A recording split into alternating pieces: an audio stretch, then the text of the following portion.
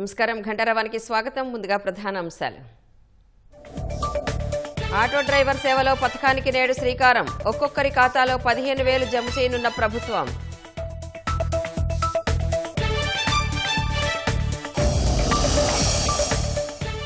నాగావళి ఉధృతికి వణుకుతున్న మన్యం జిల్లా. ఊళ్లు ఇళ్లలోకి వరద చేరి జనం అవస్థలు.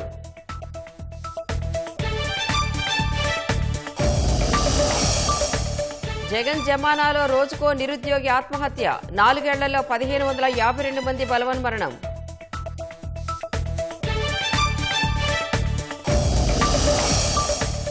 యువత కోసం పలు పథకాలకు నేడు ప్రధాని శ్రీకారం. పీఎం సేతు కింద 60,000 కోట్లు కేటాయింపు.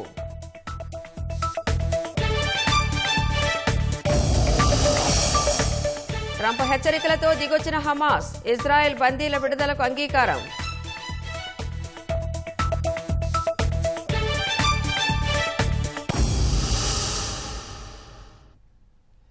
కూటమి సర్కార్ ఇవాళ మరో పథకాన్ని ప్రారంభిస్తోంది. ఆటో, టాక్సీ, మ్యాక్సీ, క్యాబ్ డ్రైవర్లకు ఆర్థిక సాయం అందించే ఆటో డ్రైవర్ సేవలో పథకానికి సీఎం చంద్రబాబు శ్రీకారం చుట్టనున్నారు.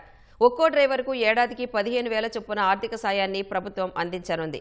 తొలి ఏడాది 2,90,000 మంది డ్రైవర్లకు 436 కోట్లు వారి ఖాతాల్లో జమ చేయనుంది.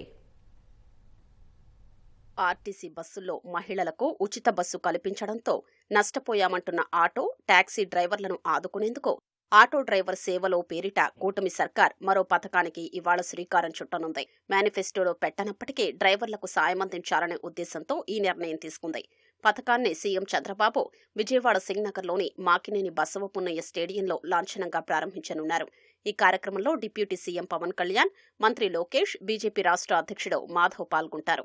పథకం కోసం రాష్ట్ర వ్యాప్తంగా 2,90,669 మంది లబ్ధిదారుల్ని గుర్తించి 436 కోట్లు కేటాయించింది. వీరిలో ఆటో డ్రైవర్లు 2,25,621 మంది, 3-వీలర్ ప్యాసింజర్ వాహనాల డ్రైవర్లు 38,576 మంది, క్యాబ్ డ్రైవర్లు 20,072 మంది, మ్యాక్సీ క్యాబ్ డ్రైవర్లు 6,400 మంది ఉన్నారు. అత్యధికంగా బీసీలు 1,61,737 మంది, ఎస్సీలు 70,941 మంది, ఎస్టీలు 13,478 మంది, కాపులు 25,801 మంది, రెడ్లు 7,013, ఈబీసీలు 4,186 మంది, మైనారిటీలు 3,867 మంది, కమ్మ 2,647 మంది, క్షత్రియ 513 మంది, బ్రాహ్మణులు 365 మంది, ఆర్యవైశ్యులు 121 మంది ఉన్నారు. అత్యధికంగా విశాఖ జిల్లాల్లో 22,955 మందికి లబ్ధి చేకూరనుంది. గత ప్రభుత్వం ఆటో డ్రైవర్లకు ఏడాదికి కేవలం 10,000 మాత్రమే ఇచ్చింది. కూటమి సర్కార్ 50% పెంచి 15,000 ఇస్తోంది. వైసీపీ సర్కార్ 2,61,516 మందికి 261.51 కోట్లే ఖర్చు చేయగా ఇప్పుడు సుమారు 30,000 మంది లబ్ధిదారులు పెరగ్గా 175 కోట్లు అదనంగా ఖర్చు చేస్తోంది. ఏ ఒక్క లబ్ధిదారు నష్టపోకూడదని సీఎం స్పష్టం చేయడంతో లబ్ధిదారుల సంఖ్య గణనీయంగా పెరిగింది. మరోవైపు కూటమి సర్కార్ అధికారంలోకి వచ్చాక వాహనదారులకు మేలు కలిగించేలా అనేక చర్యలు చేపట్టింది. వైసీపీ నిర్లక్ష్యంతో రోడ్లు అధ్వాన్నంగా మారి వాహనాలు దెబ్బతినేవి. సుమారు 1,000 కోట్లు ఖర్చు చేసి రోడ్లు మరమ్మతులు చేసిన కూటమి సర్కార్ ప్రయాణం సాఫీగా సాగేలా చేసింది. పాత వాహనాలపై గత ప్రభుత్వం భారీగా వేసిన గ్రీన్ ట్యాక్స్ ను కుదించింది. గతంలో 20,000 ఉన్న హరిత పన్నును 3,000కు తగ్గించి వాహనదారులకు మేలు చేకూర్చింది. ఆటో డ్రైవర్ సేవలో పథకానికి అర్హత ఉంటే జాబితాలో పేరు లేకుంటే వారి ఫిర్యాదులు స్వీకరించేందుకు ప్రభుత్వం ఓ వ్యవస్థను ఏర్పాటు చేసింది.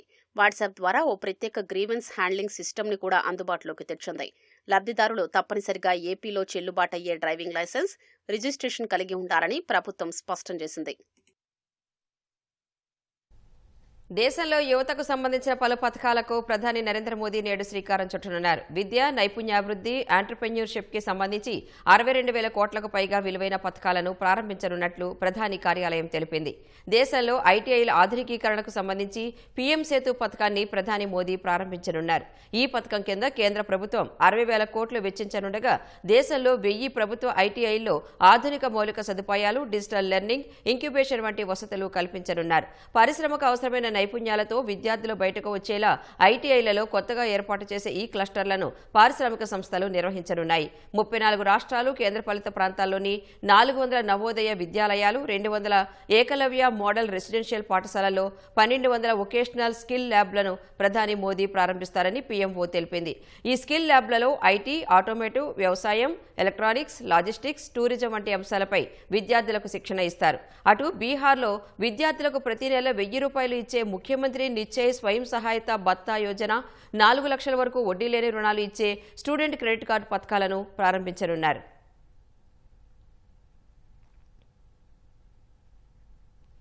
జాబ్ క్యాలెండర్ అన్నారు.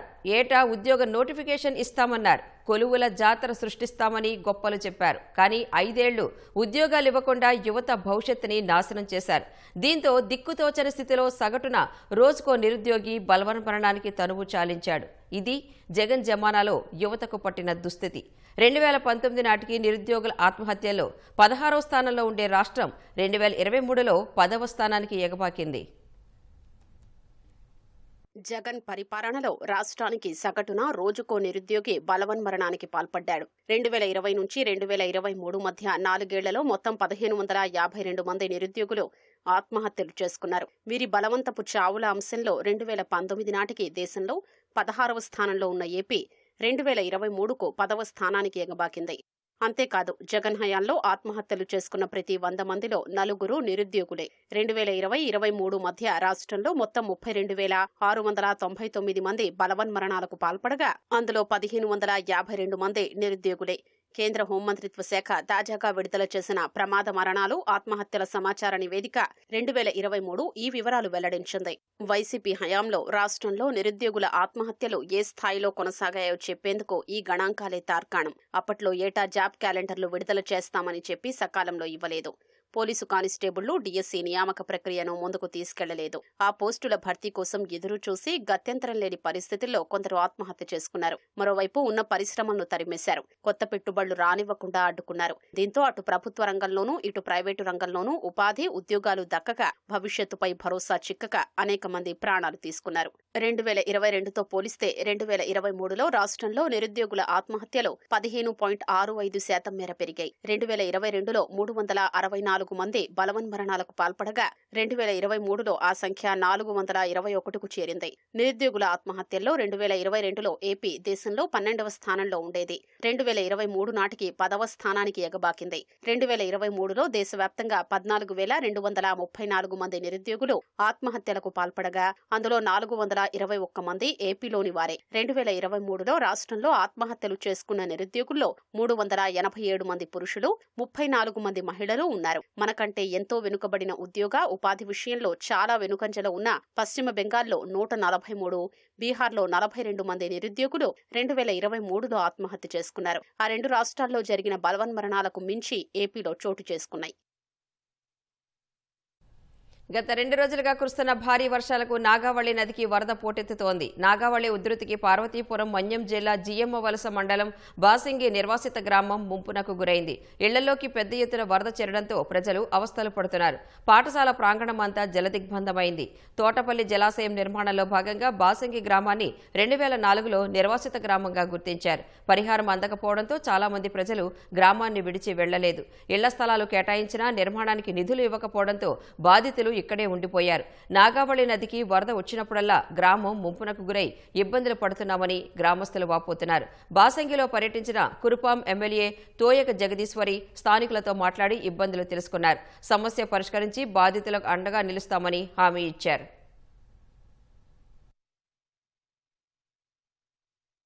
రాత్రి 3 గంటలకు వచ్చిందండి. సామాన్లు మొత్తం కొట్టుకెళ్ళిపోయాయండి. ఏమీ లేవు. ఇప్పుడైనా మాకు ఏదో దయచేసి మాకు ఎక్కడో ఒక స్థలం చూపెడతారు. మాకు రావాల్సింది ఎంతో కొంత మాకు అందచేస్తారని కోరుకుంటున్నామండి. ఇలాగే తొలి ఒకసారి ఇలాగే ముంపు వచ్చింది. అలాగే కొండ సలుగు కూడా వచ్చి మా దీనిలో కొట్టాము. అది ఫోటో కూడా తీసామండి. దాన్ని ఎవరు పట్టించుకోలేదు. ఇప్పుడు కూడా పాములు బోల్డ్ చేరిపోతున్నాయి. మాకు భయం వేస్తుంది. రాత్రి 1 గంట 2 నుంచి నిద్ర లేవు. ఈ 10-11 ఇల్లులు రాత్రి మునిగిపోయి ఆ ఇల్లు మునిగిపోతే నిద్రపోతున్న వాళ్ళని మంచాలతో మేము తీసుకొచ్చి సురక్షితమైన ప్రాంతాలకు చేర్చాము.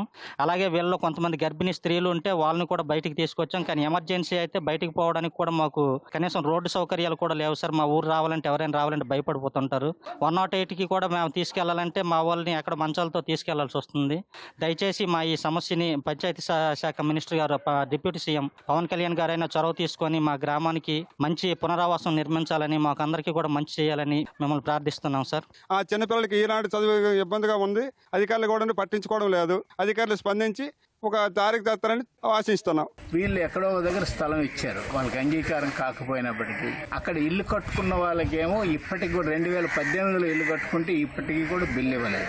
దాని పర్యవసానం ఏంటంటే మిగతా వాళ్ళు కట్టుకోవడానికి సిద్ధం కాలేదు. కాబట్టి ఆ నష్టాన్ని అంచనా వేసి నష్టపరిహారం చెల్లించాలని డిమాండ్ చేస్తారు. మొత్తం నీరంతా ఇల్లుల్లో చేరిపోయి మొత్తం అంతా చాలా ఇబ్బంది అయిపోయారు. వాళ్ళు బియ్యం, పప్పులు, ఉప్పులు అన్ని మొత్తం తడిసిపోయిన పరిస్థితి చూసాం. ఇదే విధంగా కల్లికోట కూడా, సుంకి కూడా ఇలానే ఉన్నాయి. గతంలో మరి R&R ప్యాకేజ్ కొంతమందికి అందకపోవడం వల్ల ఇదంతా జరిగింది. మీకందరికి కూడా తగు న్యాయం జరిగే విధంగా చేస్తామని మీకు అందరికీ తెలియజేసుకుంటున్నాను.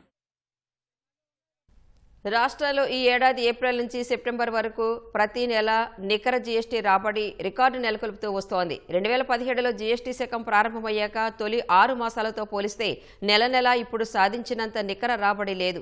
సెప్టెంబర్లో జీఎస్టీ రాబడి రికార్డు సృష్టించింది. స్థూల జీఎస్టీ రాబడిలో ఈ నెల 2వ స్థానంలో నిలిచింది. కేంద్ర ప్రభుత్వం అనేక వస్తువులపై జీఎస్టీ తగ్గిస్తూ నిర్ణయం తీసుకుని సెప్టెంబర్ 22 నుంచి అమలు చేయనున్నట్లు ముందే ప్రకటించింది. ఈ నేపథ్యంలో ఆ నెలలో తొలి 3 వారాల్లో వ్యాపార కార్యకలాపాలు మందగిస్తాయని, రాబడిపై ప్రభావం చూపొచ్చనే అనుమానాలు కలిగాయి. అయినప్పటికీ రాబడి పెరిగి అవన్నీ పటాపంచలయ్యాయి. 2025 సెప్టెంబర్ నికర జీఎస్టీ రాబడి 2789 కోట్లు కాగా స్థూల జీఎస్టీ వసూళ్లు 3653 కోట్లు. ఈ ఆర్థిక సంవత్సరంలో ఏప్రిల్ నుంచి సెప్టెంబర్ వరకు ఏ నెల చూసినా ఇప్పుడు వచ్చినంతగా స్థూల నికర జీఎస్టీ రాబడులు మరెప్పుడూ రాలేదు. 2024 సెప్టెంబర్తో పోలిస్తే 2025 సెప్టెంబర్లో నికర జీఎస్టీ రాబడి 7.45%, స్థూల జీఎస్టీ రాబడి 4.19% మేర పెరిగాయి. 2023 సెప్టెంబర్తో పోలిస్తే ఈ సెప్టెంబర్లో నికర జీఎస్టీ రాబడి 12.67% మేర పెరిగింది. విశాఖలో జరగనున్న సిఐఐ సమ్మిట్కు నగరంలోని అన్ని ప్రాంతాలను సుందరంగా తీర్చిదిద్దాలని జీవీఎంసీ అధికారులకు మున్సిపల్ కమిషనర్ కేతన్ గార్గ్ ఆదేశించారు. అభివృద్ధికి సంబంధించిన పనులను త్వరితగతిన పూర్తి చేయాలన్నారు. విశాఖలోని పలు ప్రాంతాల్లో పర్యటించి అక్కడి పరిస్థితులను పరిశీలించారు. నగర సుందరీకరణ పనులపై జీవీఎంసీ అధికారులకు పలు సూచనలు చేశారు. సిఐఐ సమ్మిట్కు విదేశాల నుంచి పెట్టుబడిదారులు వస్తుండటంతో విశాఖ నగరాన్ని మరింత సుందరంగా తీర్చిదిద్దాలన్నారు.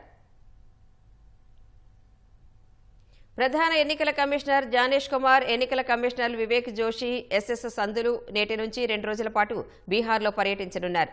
ఆ రాష్ట్రంలో అసెంబ్లీ ఎన్నికల సన్నద్ధతను వారు పరిశీలించనున్నారు. రాజకీయ పార్టీల ప్రతినిధులు, పోలీసు ఉన్నతాధికారులు, పరిపాలనా అధికారులు, రాష్ట్ర ఎన్నికల అధికారులతోనూ సమావేశం కానున్నారు. కేంద్ర ఎన్నికల సంఘం అధికారుల పర్యటన పూర్తయ్యాక బీహార్ అసెంబ్లీ ఎన్నికలకు షెడ్యూల్ వెలువడే అవకాశం ఉంది. నవంబర్ 22తో బీహార్ అసెంబ్లీ గడువు ముగియనుంది.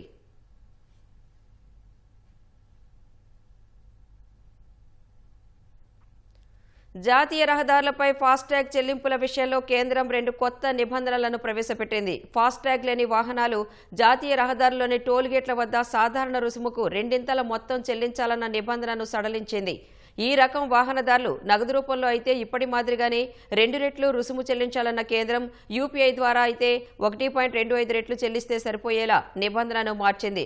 ఫాస్టాగ్ ఖాతాలో డబ్బులు ఉన్నప్పటికీ టోల్గేట్ వద్ద వసూలు వ్యవస్థ వైఫల్యంతో తగిన మొత్తం కట్ కాకపోతే వాహనదారులు ఉచితంగా వెళ్లిపోవచ్చని పేర్కొంది. ఈ కొత్త నిబంధనలు నవంబర్ 15 నుంచి అమల్లోకి వస్తాయని కేంద్రం వెల్లడించింది.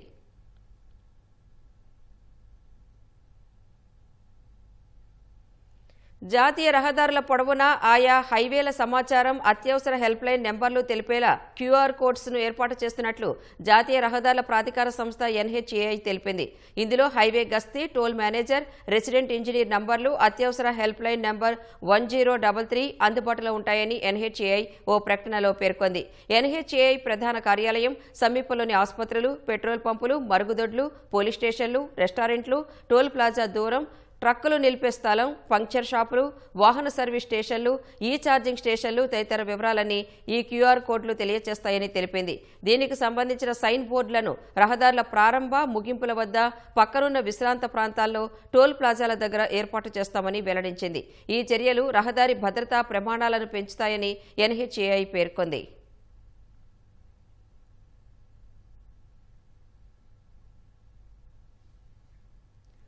పెద్దలు వాడే దగ్గు సిరప్ తాగిన కారణంగా మధ్యప్రదేశ్, రాజస్థాన్లో 11 మంది చిన్నారులు మృతి చెందిన వార్తలు రావడంతో కేంద్రం అప్రమత్తమైంది. 2 ఏళ్లలోపు చిన్నారులకు దగ్గు, జలుబు మందులు సూచించడం కానీ ఇవ్వటం కానీ చేయకూడదని రాష్ట్ర ప్రభుత్వాలకు నిర్దేశించింది. ఈ మేరకు కేంద్ర వైద్య ఆరోగ్య శాఖ అన్ని రాష్ట్రాల వైద్య ఆరోగ్య శాఖ డైరెక్టర్లకు లేఖలు రాసింది. చాలా సందర్భాల్లో ఎలాంటి మందులు వాడకుండానే దగ్గు సమస్య దానంతట అదే తగ్గుతుందని కేంద్ర వైద్య ఆరోగ్య శాఖ తెలిపింది.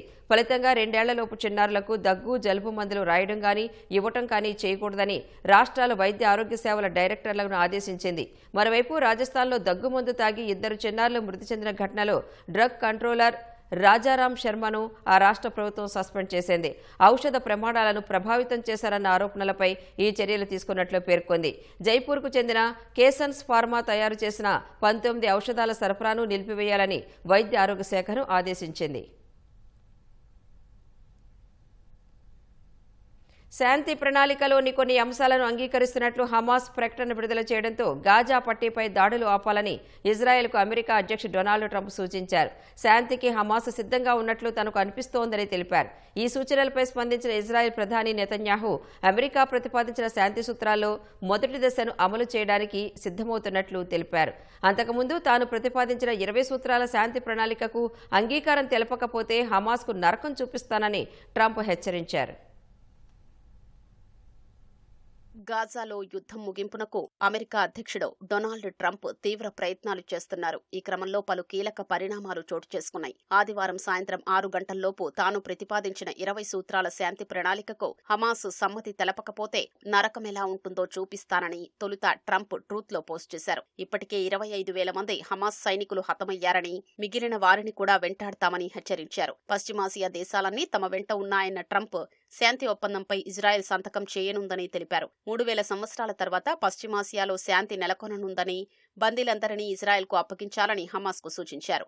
ఆయుధాల్ని హమాస్ త్యజించాలని రాసుకొచ్చారు. ఇదే హమాస్కు చివరి అవకాశమని ట్రంప్ హెచ్చరించారు. అమెరికా అధ్యక్షుడు డొనాల్డ్ ట్రంప్ ప్రతిపాదించిన శాంతి ప్రణాళికలోని కొన్ని అంశాల్ని అంగీకరిస్తున్నట్లు హమాస్ ఆ తర్వాత ప్రకటన విడుదల చేసింది. బందీల విడుదల సహా అధికారాన్ని వదులుకోవడానికి సిద్ధమని అందులో పేర్కొంది. అయితే కొన్ని కీలక అంశాలపై మరిన్ని చర్చలు అవసరమని తెలిపింది. గాజా భవిష్యత్తు సహా పాలస్తీనియన్ల హక్కులపై సమగ్రంగా చర్చలు జరగాలని కోరింది.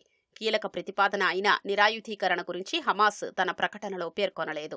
శాంతి ప్రణాళికలోని కొన్ని అంశాలకు హమాస్ అంగీకారం తెలపడంతో గాజా పట్టీపై దాడులు ఆపాలని ఇజ్రాయెల్ను అమెరికా అధ్యక్షుడు డొనాల్డ్ ట్రంప్ ఆదేశించారు. శాంతికి హమాస్ సిద్ధంగా ఉన్నట్లు తనకనిపిస్తోందని ట్రూత్ లో పోస్ట్ చేశారు. గాజా పట్టీపై ఇజ్రాయెల్ వెంటనే దాడులు ఆపితే బందీల్ని సురక్షితంగా తిరిగి తెచ్చుకోవచ్చని రాసుకొచ్చారు. శాంతి ఒప్పందానికి సంబంధించి భాగస్వామి పక్షాలతో చర్చలు జరుగుతున్నాయని, త్వరలోనే వివరాలు వెల్లడిస్తామని ట్రంప్ తెలిపారు. కాగా హమాస్ వద్ద ప్రస్తుతం 48 మంది బందీలు ఉండగా వారిలో దాదాపు 20 మంది సజీవంగా ఉంటారని అంచనా.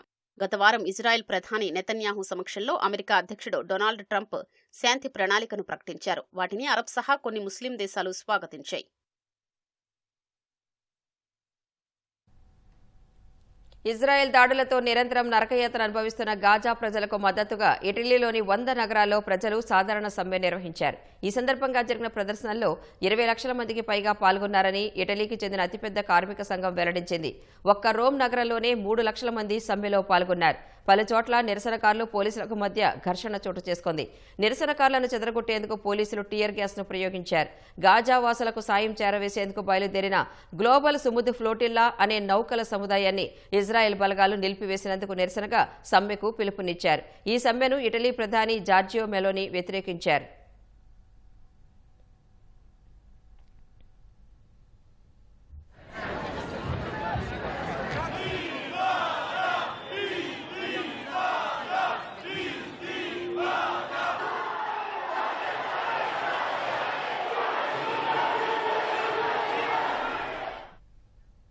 కడప జిల్లా జమ్మలమడుగులో జీఎస్టీ సంస్కరణలపై నిర్వహించిన ట్రాక్టర్ ర్యాలీలో ఎమ్మెల్యే ఆదినారాయణరెడ్డి సంచలన వ్యాఖ్యలు చేశారు. 2029 ఎన్నికల్లో జమ్మలమడుగు నియోజకవర్గం నుంచి ఎమ్మెల్యే అభ్యర్థిగా భూపేష్ రెడ్డి పోటీ చేస్తారన్నారు. ఎంపీ ఎమ్మెల్యేగా ఉండాలనే ఆశ తనకు లేదని, జగన్ మళ్లీ అధికారంలోకి రాకూడదనే ఈ నిర్ణయం తీసుకున్నట్లు తెలిపారు. ముఖ్యమంత్రి గారు నన్ను 300 ఎలక్షన్ తర్వాత పిలిచినాడు. నేను చెప్పొచ్చిన, సార్ నాకేం ఎంపీ కావాలనో ఎమ్మెల్యే కావాలని లేదు, భూపేష్ వదిలిపెట్టన్నాడు, ఓకే అన్నా. కాబట్టి మీకు అడ్వాన్స్గా చెప్తాను, మేము జగన్ రెడ్డి ప్రభుత్వం రాకూడదు. కారణం దోపిడీ చేసినాడు అన్ని చోట్ల. ఇది తెలియాలని మాకు తీసుకునేది. ఈ దోపిడీ ప్రభుత్వం, గత దోపిడీ ప్రభుత్వం పోవాలా లేదా? ఈ మంచి ప్రభుత్వం రావాలా లేదా? వరద ప్రవాహం ఊరును చుట్టుముట్టడంతో రాకపోకలు సాగించేందుకు గ్రామస్తులకు తాడే దిక్కైంది. తీవ్ర వాయుగుండం ప్రభావంతో శ్రీకాకుళం జిల్లా వజ్రపు కొత్తూరు మండలంలో కురిసిన భారీ వర్షాలతో రాకపోకలు సాగించేందుకు ప్రజలు అవస్థలు పడుతున్నారు. వరద ప్రవాహంతో శివరాంపురం జలదిగ్బంధమైంది. రోడ్డుపైకి పెద్ద ఎత్తున వరద చేరడంతో గ్రామస్తులు తాడు సాయంతోనే అష్టకష్టాలు పడుతూ రాకపోకలు సాగిస్తున్నారు.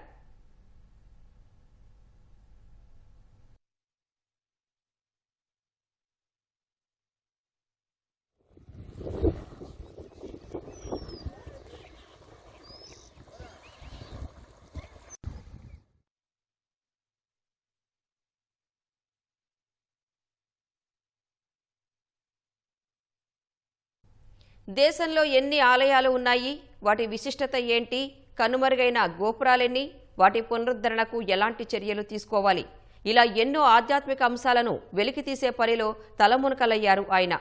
ఆలయాల పరిరక్షణకు ఏకంగా ఓ సంస్థనే ఏర్పాటు చేశారు. ఇప్పటివరకు చేసిన పరిశోధనా నివేదికను త్వరలో ప్రధాని మోదీకి అందచేయనున్నారు. దేశంలో కనుమరుగైన భక్తుల దర్శనానికి దూరంగా ఉన్న ఆలయాలను పునరుద్ధరించేందుకు నెల్లూరుకు చెందిన నందకిషోర్ రెడ్డి నడుం బిగించారు. ఉన్నత విద్యావంతులైన 27 మంది బృందంగా ఏర్పడి థింక్ ట్యాంక్ అభ్యుదయ సేవా సంస్థను ఏర్పాటు చేశారు. వీరంతా 3.5 ఏళ్లుగా దేశమంతా తిరుగుతూ ఇప్పటి వరకు 3000 ఆలయాలను సందర్శించారు. వాటి విశిష్టత తెలుసుకున్నారు. పరిశోధనలు చేసి సమాచారమంతా పొందుపరిచారు.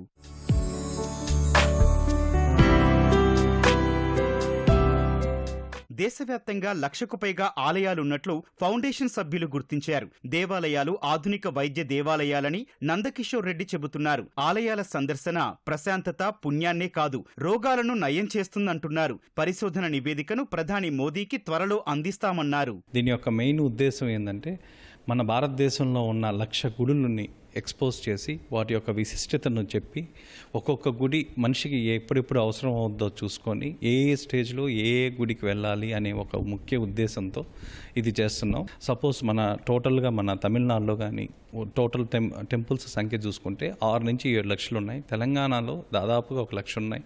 కర్ణాటకలో 3 లక్షల గుళ్ళు ఉన్నాయి. అదే మన ఆంధ్ర దగ్గరికి వచ్చేసరికి కేవలం 53,000 గుళ్ళు ఉన్నాయి. దీంట్లో 27,000 ఎండోమెంట్లో ఉన్నాయి. అదే మన సంస్కృతి, మన యొక్క సనాతన ధర్మాన్ని మనం నిలబెట్టాలి అంటే మనకున్న పాపులేషన్ ఉదాహరణకు తీసుకుంటే దాదాపు ఒక 10 కోట్ల మంది ఉంటే ఆంధ్రాలో, దీంట్లో 50% మన హిందువులు వేసుకుంటే కూడా 5 కోట్ల మందికి గాను ఎన్ని గుళ్ళు ఉన్నాయి? సో టోటల్గా చూసుకుంటే 50,000, నాట్ ఈవెన్ 1% అండి. ఈ ఒక్క థాట్ మాకందరికీ ఏం చేసిందంటే, గుళ్ళు పెంచడం వల్ల ఆ తర్వాత పాతుబడిపోయిన పురాతనమైన ఎక్కడో అడవిలో ఉన్న గుళ్ళు వాటి విశిష్టత కోల్పోయి ఉన్నాయి. సో వాటికి మళ్ళీ జీవం పోయాలన్నా, వాటిని పునరుద్ధరించాలన్నా దానికి కావాల్సిన సెంట్రల్ గవర్నమెంట్లో వర్క్ చేసామండి. ఒక 6 నెలలు మేము థింక్ ట్యాంక్లో చూసాం. దీనికి సంబంధించిన మన ఆలయాలు, వాటి యొక్క విశిష్టతలు, ఎందుకంటే మన ఆలయాలు కేవలం మనం వెళ్ళేసి వచ్చేదానికే కాదు, రోగాలు నయం చేసే ఆలయాలు కూడా ఉన్నాయి. సో కేరళలో క్యాన్సర్ లాంటి మహా ప్రాణాంతకమైన వ్యాధులు కూడా వైద్యం తీసుకుంటూ అక్కడ నైవేద్యం తీసుకున్న వాళ్ళకి అందరికీ చాలా మందికి ఉపశమనం ఇచ్చాయి. దాదాపు కేరళలో ఉన్న టెంపుల్లో దాదాపు ఒక 450 సంవత్సరాల నుంచి ఎవరు వెలిగించకుండా దీపం వెలుగుతుంది. సో చాలా మందికి క్యాన్సర్ బాగైంది. సో ఇలాంటి టెంపుల్స్ 7వ సంవత్సరం నుంచి మన పిల్లలకి, ఫ్యూచర్ జనరేషన్కి అసలు వీటివి చెప్పకపోతే కొన్ని జనరేషన్స్ తర్వాత మర్చిపోతారనేది ఒక భయం. సో దానివల్ల ఈ టెంపుల్స్ అన్నిటినీ, ఈ 1,00,000 టెంపుల్స్ని వీటి రిపోర్ట్ తీసుకొని ప్రధానమంత్రి గారి అపాయింట్మెంట్ కోసం యాక్చువల్గా మేము వెయిట్ చేస్తున్నాం దాదాపు సంవత్సరం నుంచి. సో త్వరలో మేము కలవబోతున్నాం సార్కి.